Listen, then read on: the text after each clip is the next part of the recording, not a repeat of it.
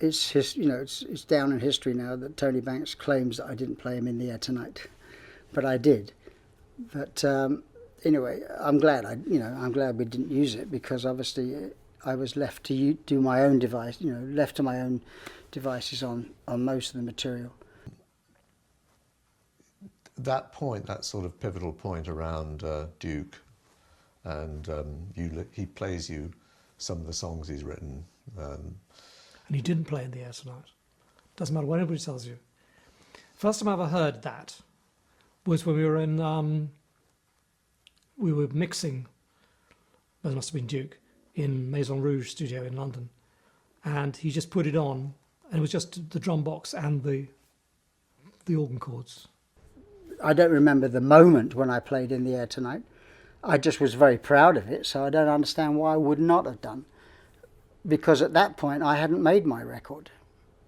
So I didn't know how good or bad it was going to be, I was, if anything, at least this song would have a home if it was on Duke.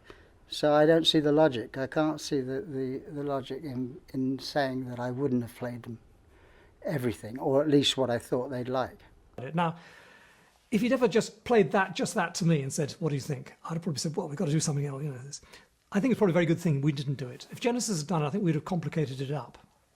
I think I'd have bound to want to say, well, you can't do that all the way through the song. You can't choose one chord sequence, bass note all the way through, And at that time, obviously, the drum wasn't there.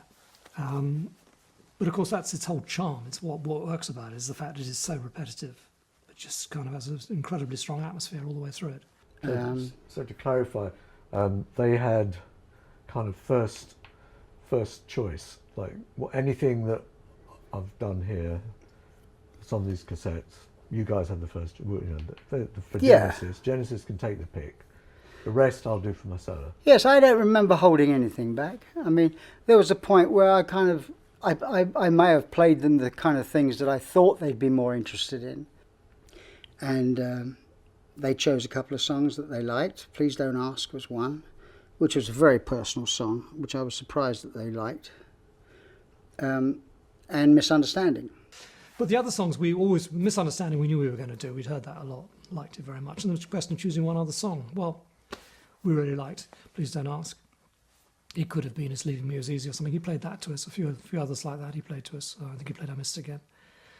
And at the time, if we'd said we wanted to do all of them, he'd have said, OK. That was kind of how it was, really, Everything went into the pot.